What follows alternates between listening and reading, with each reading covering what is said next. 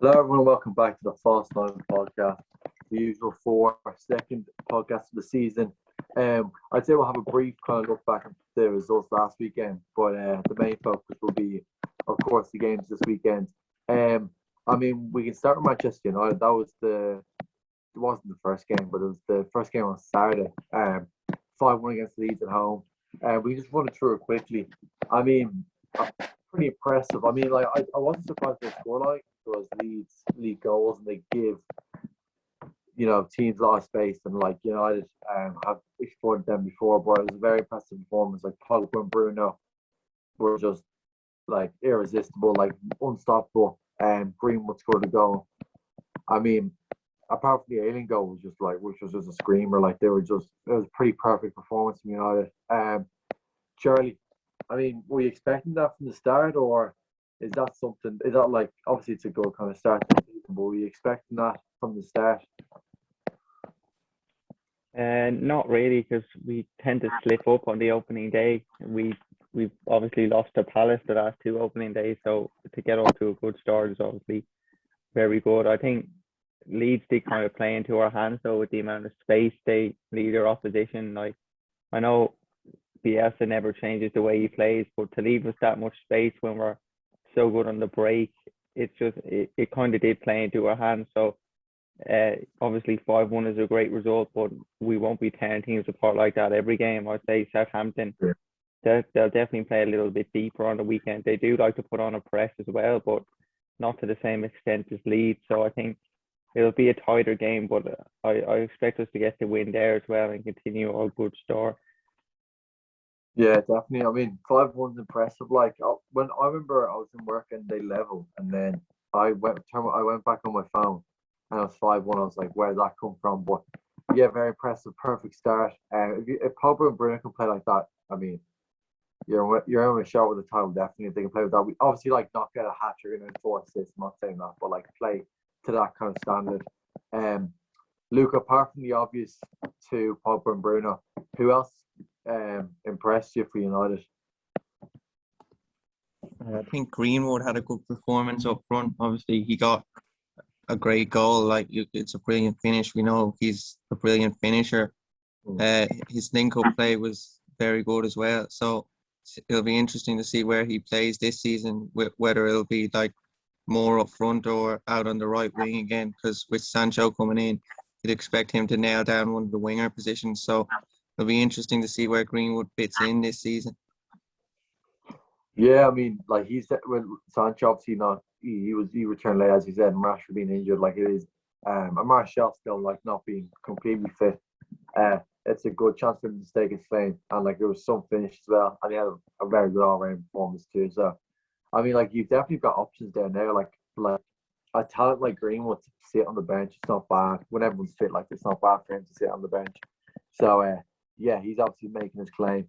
Just on Leeds, I wanted to ask, like, Leeds do play very entertaining style of football. And I know we've talked about this before, but like, you'd imagine at United, like, you don't really want to start the season like that and lose 5-1. Like, obviously, I understand the Leeds fans kind of like the way they play, and it's a very exciting way to play. But like, surely Bielsa at some point has to find some middle ground because, like, I think I'm not saying they would get relegated or anything. Like, I wouldn't go that far, but I mean, you can't really be taking these hidings too frequently. So, like, Connor, do you think like would you prefer Bielsa just to stick to his guns and like just keep doing what he's doing, or would you like to see in the future some sort of pragmatism from him?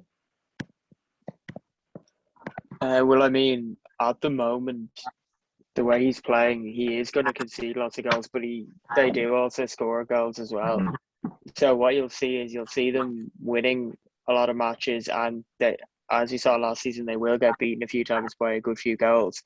Yeah. And I think, like, just this kind of, like, from a neutral point of view, Premier League fans, like, they like the way Leeds are playing at the moment. So, like, it is good for the league. And Leeds, like, they'll always kind of be in around that kind of like mid-table, just outside Europe. If they keep playing the way they will, the way they are at the moment. I think they could, if they did set up, for example, against United, if they did sit back a bit And we've seen United, they do struggle to break down teams at times. They are a counter-attacking team.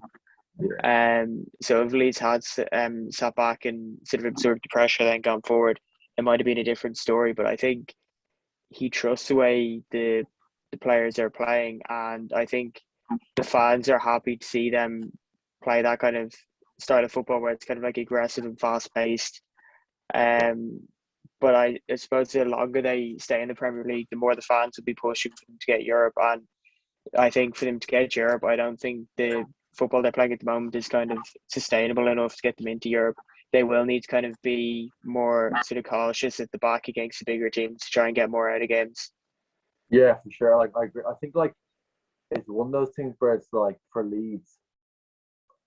I mean, I'm not saying like park the bus against United, but like obviously Lindelof's a good passer, but like that is ridiculous for Lindelof just to be able to play one ball inside his own half, like in the channels. Like there's just so much space, and Bruno was having a field day. Like, and I also remember that pass from Pogba to Greenwood, ridiculous pass, but the space he got in midfield, number one, and number two, like where was Ayling? Like Greenwood started free run out and in behind, or was it Ayling? I can't remember who was on him, but anyway, I mean, yeah, I do agree. If they want to like kind of move with the table and like move away from the table, they would have to change a little bit. But maybe he'll prove us wrong. Like he could play that style and win more games. I feel like they do create a lot of chances, and like I know Bamford had a good season last season, but he also missed a lot of chances. So if he was like to convert a few more, then he would turn some of those losses into wins. So maybe we are wrong. But anyways, moving on to Liverpool. I mean, not really much to talk about. Roberto Firmino's the best player in the world. Like it's not really. I think that's really it. I think we should just talk about Firmino's the best player ever. To be honest, I mean, but being serious, Liverpool obviously we kind of had a full strength team, but there was no the midfield was obviously the weak point. It was Ox, Milner, Keita. I thought Milner was poor in the six. It's not really his thing. I thought Keita did well. I think Keita did the Wijnaldum role well. I think if he can, obviously it's the whole thing. So I don't really want to talk about him because like, so like if he can stay fit, like he won't stay fit. So, I mean, he had a good performance. He was good. Chamberlain, I just can't see a future with him. Like we're trying to mold him into this like backup false nine, and in midfield he was poor. I thought midfield until Fabinho came on, we were kind of poor. Going forward, we looked okay. I mean, I think the thing about Liverpool, like the front three that we played, that is probably the most preferred front three among fans. But I don't think it's our most balanced. Like I think Jota is just inevitable. Like he's always going to score goals, a bit like Bruno. But like in terms of his link up play and linking the play, like it's not very good. I'm not saying like obviously I would preferably start Firmino. That's my opinion. But at the same time, I don't think Firmino's at that level anymore where like he can do consistently. So we're in that kind of middle ground. But yeah, he got his goal. I mean, if you give Jota that sort of chance, he's going to score. I thought Simicast was poor defensively, but going forward, he was good. Van Dijk just needs to get the pace. He got caught behind a few times, but he's looking solid as ever. His passing looks brilliant. Trent is good. Yeah, all round, like just a good performance. I thought it was a perfect, really first day performance. I think having the main midfield players back, hopefully against Burnley or even against Chelsea next week, will be key, and we'll get a proper look. But I mean, apart from that, pretty happy. Connor, I don't know what your thoughts are. If I've missed anything, yeah, I think there's not really much else to say. But do you have anything else to really add to that? No, not really. It's just obviously to keep the clean sheet was quite good. Alisson, I thought he made a few very good saves in that. He had a nice double save there at the end. It's good to see them because last season we know like we did struggle at the back, and I know that was down to Van Dijk being out. But even before he got injured, we were conceding as well. Yeah. It's good to see. And I know it is only against Norwich, but even still, like Van Dijk's sort of first game back in ages, and we had Simicast left back. So overall, and like to score 3 goals as well. Like we were kind of struggling last season for a bit. It's kind of like we looked. It was kind of back to when the year we won the league, and we just kind of got goals out of nothing. Like the Firmino chance was kind of. I know Mane should have done better, but like he's just is kind of like the bounce of the ball. Like we're finally getting a bit of luck again after last season, just being so unlucky with the injuries. Yeah, we just obviously Robertson's looking good. It's looking less serious than his first year. But if we just keep players fit, I think Mane for me, I think like I don't want to be negative, and I'm not going to say anything because people like it looks like I have an agenda against him, but he just doesn't look the same. At times in the game, I was like, okay, that's the Mane ball. I remember one time he was a brilliant turn. I don't know who he was defender was, but it was a very good turn. I don't know, but yeah, and he looked sharp. But that chance, before the Firmino goal, that chance he probably should have got that on target. It was a really poor shot, but have to wait and see. I'd like to see the front four against Burnley, and of course, signings are key. Charlie, Luke, do you have anything that on Norwich? I mean, we're kind of expecting from Norwich. They're always going to play that kind of style of play. They haven't really changed. The same manager, Daniel Farker. So, Charlie, do you just expect a repeat of when they went down a couple of seasons ago? Yeah, I think they obviously made a few signs this time. They brought in like Rashika and Sargent from Werder Bremen, but that's only because they got relegated, so they got them on the cheap. I don't think Tuchel is good enough to lead the line in the Premier League, if I'm being honest. Like, he's just, I'm not really sure what he offered. Like, if you were to play someone fast just to test, or if Norwich had to play someone fast just to test Van Dijk, they could have got in a few times because Tuchel did catch him on the shoulder a few times, and he's not the quickest. And then even when he got in, his finish wasn't good enough. Like, I think they're like, you see the other two promoted teams, Watford and who else got promoted again? Watford and Brentford. Yeah, they have quality strikers. Like Brentford obviously had Tony, and then Watford brought in Dennis. So they actually have people to score the goals. Pookie, he made a good start 2 seasons ago, but he completely tailed off in the end. And yeah, I don't think he's at the level required, to be honest. Yeah, I think it must be a repeat of that the 2 seasons ago. They just don't seem to be able to bring in enough. Like I think Rashika is a good signing, but they just they're not able to bring in that enough quality to keep them up. I think a striker would have been.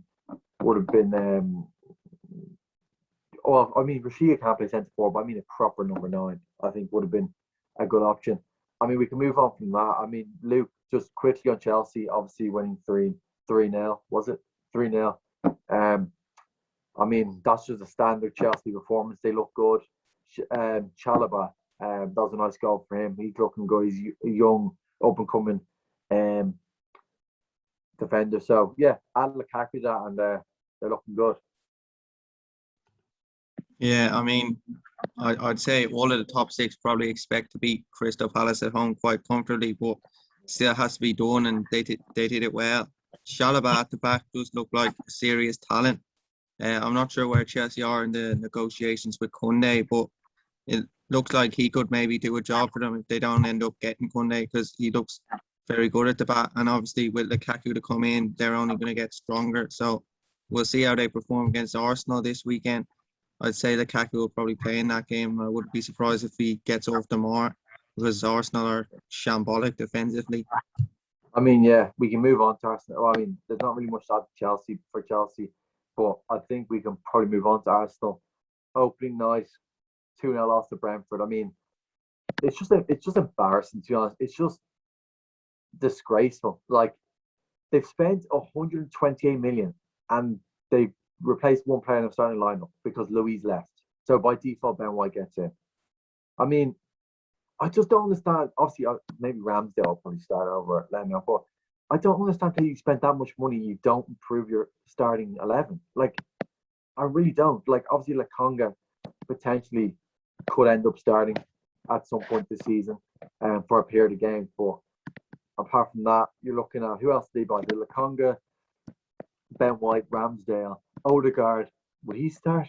Who knows, really? I mean, he seems like a decent player, but for Arsenal, it just looks really, really bad. Like, especially, I know Brentford opening night, they have the fans behind them, there's a buzz about them, but Arsenal look really flat at the moment. And obviously, like I said, in Aubameyang, they were out, but they're not off much anyway. They're washed. But I mean, Charlie, with Arsenal, it just kind of it is getting to a point where like you didn't think it'd get any worse, but it just seems to be like it's never going to end, really. Like, I feel like for Arsenal fans, the pain and suffering is just never going to end. Yeah, I think they're just a weak team in general. Like there was a stat, they've been behind at halftime 16 times and they haven't even won a single game. So like, I mean that's got to be down to the manager as well. Like what's he actually telling them in the dressing room when like what's he actually doing to change these games? Clearly he's not doing anything because once they go behind and they're losing at halftime, nothing changes. They just lose the game, which must be very infuriating for Arsenal fans considering they watch like the Liverpool and United come from behind all the time.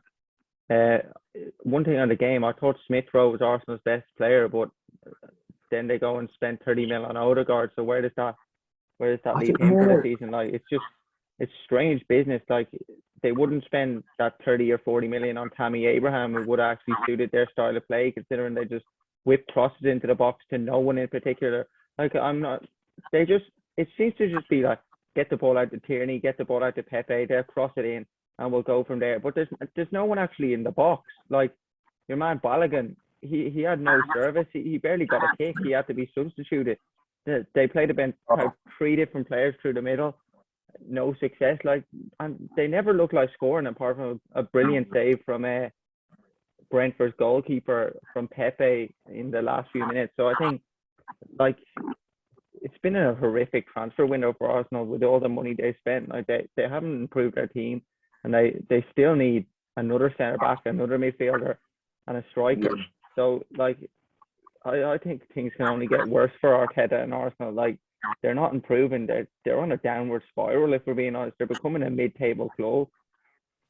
Yeah, I mean, like for me, the Smith Rowe and the Odegaard thing, it just doesn't make sense. You give Smith Rowe the number 10 shirt.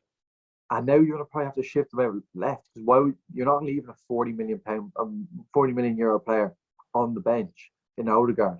So you're shifting Smith Rowe to left, Odegaard century, then you lose pace. You have to put a Bambi or Lacazette up top. By the way, Pepe, Jesus Christ. Like, did he start playing football when he was 22 or 23? Because like I feel like he doesn't have the basics. Like he's a very kind of street sort of player, if you get me. Like but like he doesn't have the basics. Like he doesn't know what to position himself at times. And like I just don't know. He's just a weird one to watch. I remember there was a comment from his dad that said he should probably take football more seriously. Like, what's that all about? Honestly, Pepe was one of the worst signs I've ever seen. He's just average. He's painfully average. And then he's 72 million. He won't guarantee to start. You have to play Saka. You want to fit in Smith Rowe and Odegaard, and then you need a striker. I mean, I completely agree. Abraham would have been perfect for us. So I don't know why Arsenal fans, or even not maybe Arsenal fans, but Arsenal, the club, didn't go for him. Like Edu, whatever his name is. I mean, Edu Gaspar, that's his name. I don't know why he hasn't gone for Tammy Abraham. 40 million. I mean, it would have been a perfect fit. But look, I mean, they have to hold it. Like, I guess, like that's unlucky, mate. Like, unfortunately, you're run by absolute. I mean, I think for me, Arteta, like, I don't know what to make of it. I feel like a lot of fans are getting on him, but at the same time, like, oh well, the recruitment isn't great, but surely he's involved in the recruitment. I mean, Connor, where did they go from here? Like, they're playing Chelsea this weekend, then they play City. They could be going to national break with 0 points, bottom of the league. Yeah, I mean, I can't see them beating City now, to be honest. We'll get on to City now in a few minutes, but like City are going to be like Pep's going to be fuming after losing the opening game there. Is Chelsea first, though? Is it Chelsea or City first for them? It might be Chelsea first, but either way, I can't see them beating City. City will be able to prove a point. Chelsea, if they get Lukaku in for the weekend, he's like he could literally get a hat trick against Arsenal, and I'm not even exaggerating there. Like Arsenal are shambolic at defending, and we've seen how good Lukaku is. I think it's looking very bad for Arsenal. Like they've gone to the point now where the mid-table clubs are kind of like looking at that as a kind of an even matchup, and they're like, "That's Arsenal. We're going to the Emirates. We're going to like put in a performance." And to be honest with you, I see them finishing mid-table this season. Like I can't see them challenging for Europe. Even teams like Leicester have overtaken them. That like Yeah. I can't remember. Like the last time Arsenal finished ahead of Leicester was like a good few years ago now. Obviously then you have the rest of the other top six. The I mean, five of them ahead of them as well. Like they're just. And the thing is about, as I was saying about Midtown, like they seem to be losing against teams like if Liverpool or United were trying to lose against, I don't know, someone like Villa or something like that. Like Yeah. you'd be given out, but if it's Arsenal, it's just standard now. Like you'd kind of be like, oh well, like we kind of expected it anyway. And the expectations are just they're so much lower now than they were. Like they're almost trying to go now. Oh, sure, we'll take Europa League if we can get it. Whereas if you like, they should be aiming for Champions League. Like they're Arsenal, they're one of the top three clubs in the country. Well, they should be anyway. Yeah. I mean, the thing with like it's simple as this: they finished eighth last season. Everyone else has improved, and they haven't. Simple as that. Like They've gotten worse. They genuinely they have gotten worse. Yeah, because like some of the players have even gotten worse. Like Aubameyang, like you said, doesn't even look worse than last season. From what we've seen in pre-season of Aubameyang, anyway. But yeah, I mean, Luke, do you think Arteta survives the international break if they go into it with 0 wins and 3 losses? I think he'll survive, but I don't think he'll be given much more of a chance after that. Like, if we're being honest, we'd kind of expect Arsenal to lose to Chelsea and City, but obviously not Brentford. I think time would be ticking for him after that if results didn't start to pick up. But like, I don't know who's bringing the players in Arsenal, but it's just embarrassing. Like, if it's Arteta, then he deserves everything he gets if he gets sacked. Because bringing in Ramsdale for 30 million is just a complete embarrassment. I'm not joking you. He was the worst goalkeeper in the league last season. He couldn't save anything. I remember he played for Bournemouth against United when we beat them 5-2. He can't save shit. He's literally awful. He's a terrible goalkeeper. I don't know if they're bringing him in as first choice or second choice, but they could have literally signed Onana for 5 million and they're getting Ramsdale instead. Like, at all the positions Arsenal need, goalkeeper shouldn't have been their top priority, I don't think. Like, they could have been bringing in a midfielder for that 30 million. It's just ridiculous recruitment. I don't know what the strategy is. I feel like they're just making up as they go along. I mean, I thought with no European football this season, we might see an improved Arsenal. We see the kind of beginning of a rebuild, but there just seems to be no end to it. That's kind of unfortunate, I guess. I mean, like they could finish bottom half. They actually could. Like their team's really bad. Like I look at our starting 11 and it's awful. Like it's actually like if you went through like Leno's been poor recently. Bellerin wants to go, so who'd you put in there? Cedric with Chambers, average. Ben White, I think has potential. Then you have Mari Holding, awful. Or Gabriel, but he's always injured. And then you have Tierney, he's obviously a good player. Xhaka, he's getting off a new contract. I don't even know if he wants to be there. Partey's always injured. Then you don't really have much depth after that. The 4 players are so inconsistent, maybe apart from Saka and Smith Rowe, but they're only young, they're only kids. So, I mean, they're in a real mess at the moment. So, if they do anything, I don't even think they can do anything to save the transfer window. Maybe bring in number 9, but I mean, it is looking a bit ominous for them now. But anyway, we've talked enough about Arsenal. We better move on to the big game of the weekend. Tottenham 1, City 0. I mean, with all the uncertainty around Harry Kane coming in, he wasn't going to play. I really thought City were going to win. But I think, ironically, on the whole situation, it really just highlighted the fact that City do need a striker. They seem to create a lot of chances, but they don't really have that focal point. And we saw that in the Champions League final, where they didn't have that focal point and they struggled. And I thought the way Tottenham broke was just fantastic. Lucas Moura, I thought, obviously he has people who criticise him, but I thought his ball carrying was very good. I think his decision making wasn't great, but I think he propped up Son really well. I mean, it's very impressive for Tottenham. It's good for Nuno. Obviously the Harry Kane situation will have to sort himself out. But Charlie, City, I mean, we kind of all tip them to win the league, I think.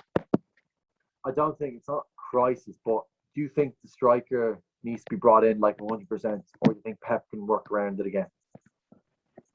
Yeah, I think they definitely need a striker. Like, let's get it right here. Tottenham 100% deserved that win, if we're being honest. Yeah. And I thought some of the tackles going at the end and the fans cheering, it was great to see. Like, they were 100% dedicated to what they were doing, which was, it didn't seem to always be the case under Mourinho. But with the striker, like, Ferran Torres played up there, and I didn't even notice he touched the ball a few times. The commentators were saying, "Oh, Torres is doing well."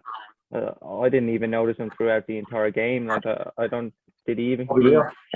He missed an open net at one point. I know that's about it. Like, he was really anonymous. Like, to be fair, I thought City's best player was Grealish, even though like 100 mil, he didn't get any goal contributions, and he didn't like carry his team to the win. But he definitely looked the most threatening of City's attackers.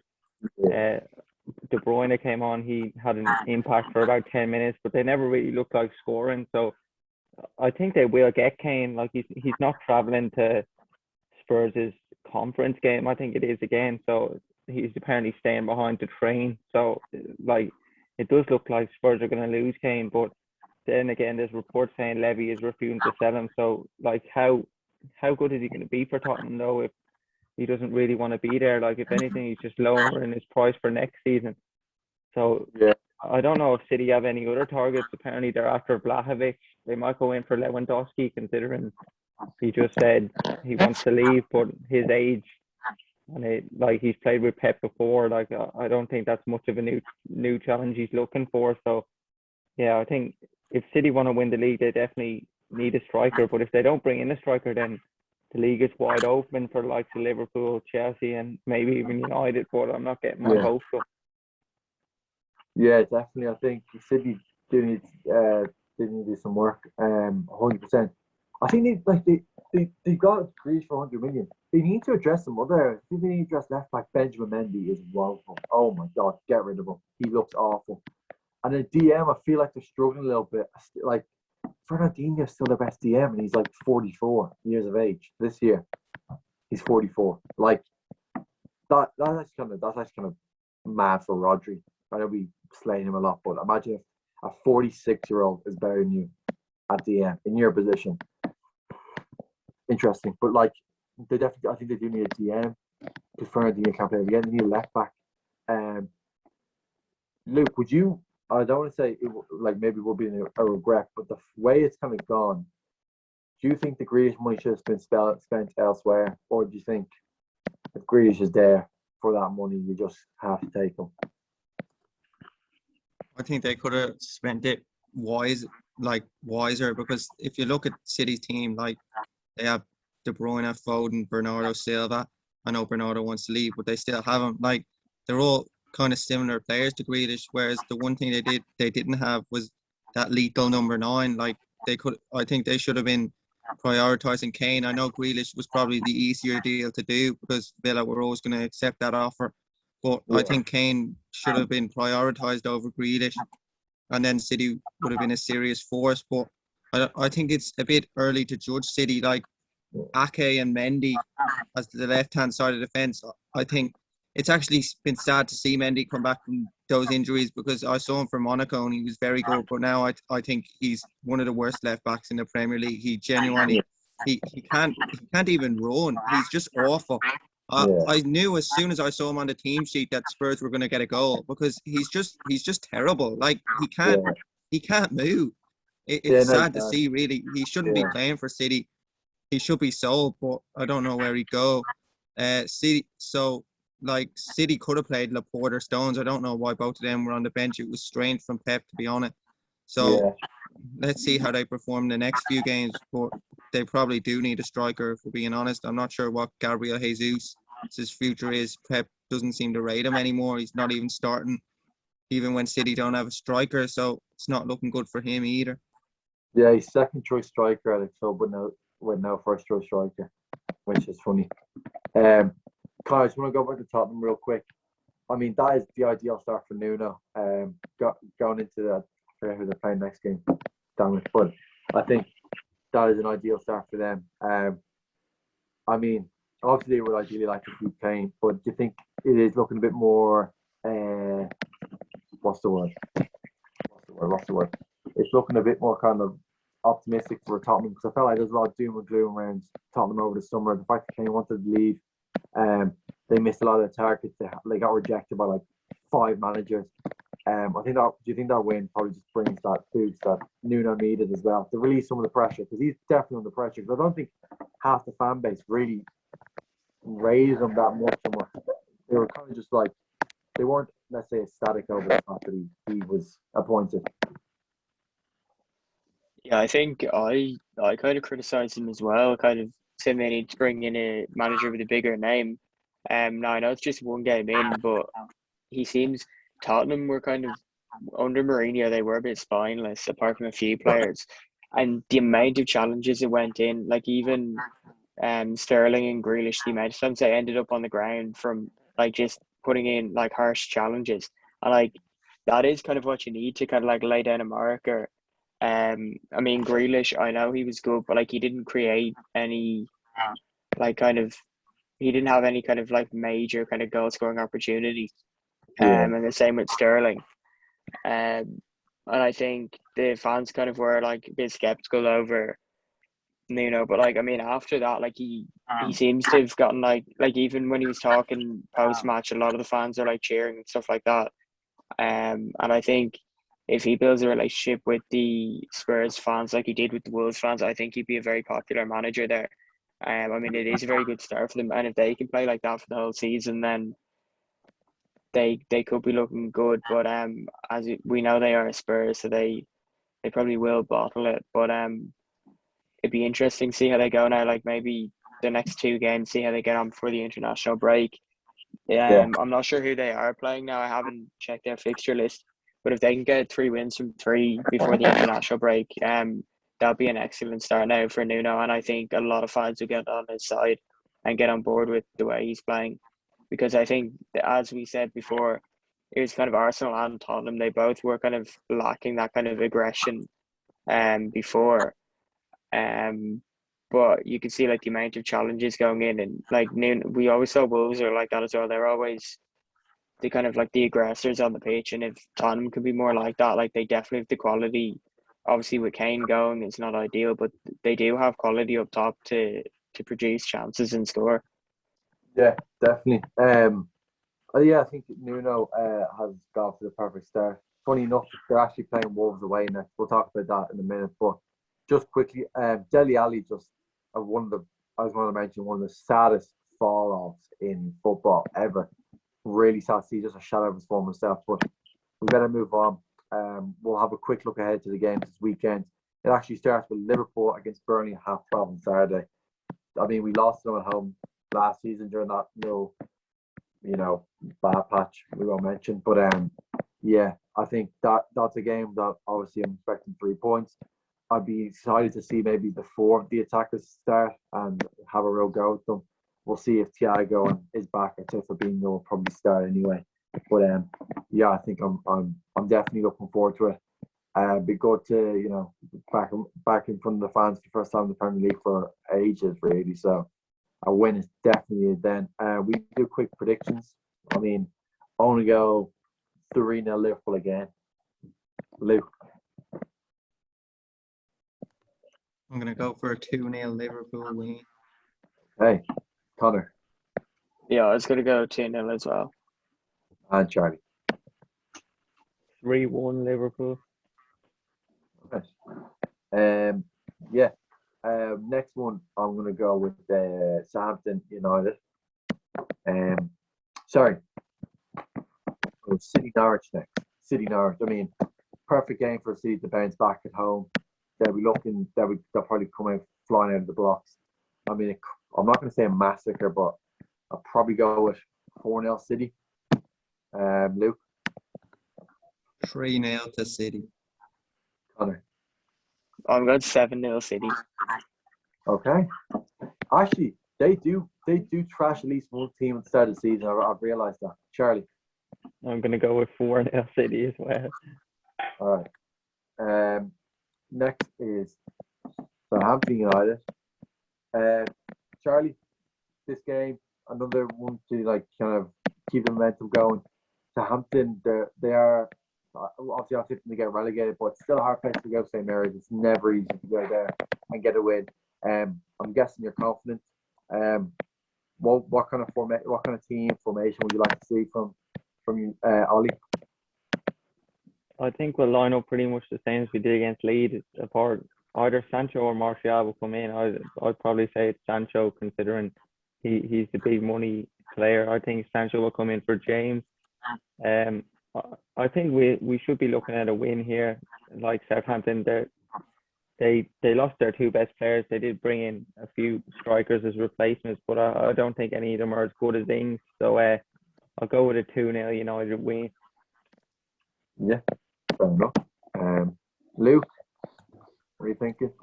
I think we're one win or draw away from equaling the longest unbeaten away streak in Premier League history. So hopefully we don't bottle it. I think we should comfortably be beating this Southampton team. I'm going to go with 2-0. What a trophy, Connor. Yeah, I feel like United are going to win. It usually goes one of two ways. It's either United win by loads or Southampton go like 2-0 up and then United win 3-2. So I'm just going to say 3-2 United.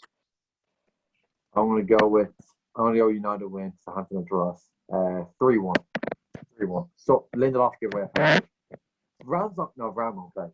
Varane won't play. Next is Arsenal Chelsea are on the thing on the Sunday. So Arsenal Chelsea, that's a good game. I feel like, if Lukaku starts, that could get over. So yeah, City Arsenal next, and City Arsenal, City Chelsea next. Sorry. I think, as I said, it's going to be it could be a massacre if Lukaku's playing. I know Odegaard won't be in the squad because I've just read there that he has to wait for his visa. So, I'll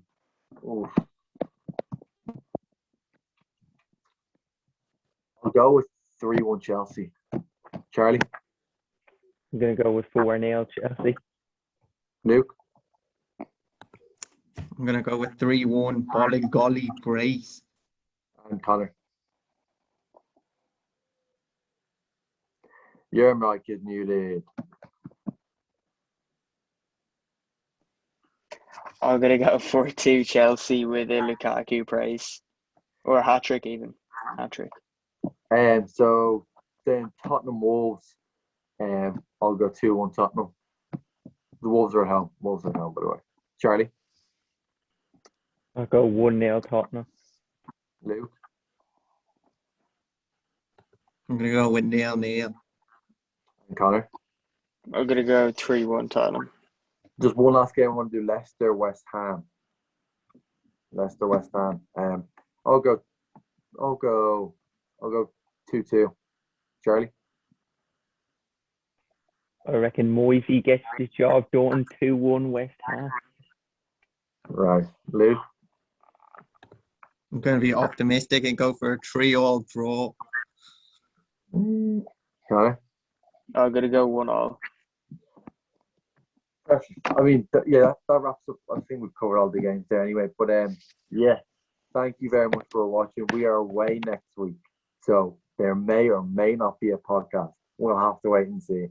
But yeah, thanks very much for tuning in. Of course, subscribe, like, try to get to 200 subscribers. That'll be very much appreciated. So share your mates. Just get your mates to just press subscribe on like 14 different accounts if you can. That would be fantastic. But again, we're not asking you to watch the videos. Just hit subscribe. But we don't care if you watch them or not. Yeah. But thanks, lads, again. And we'll see you next time.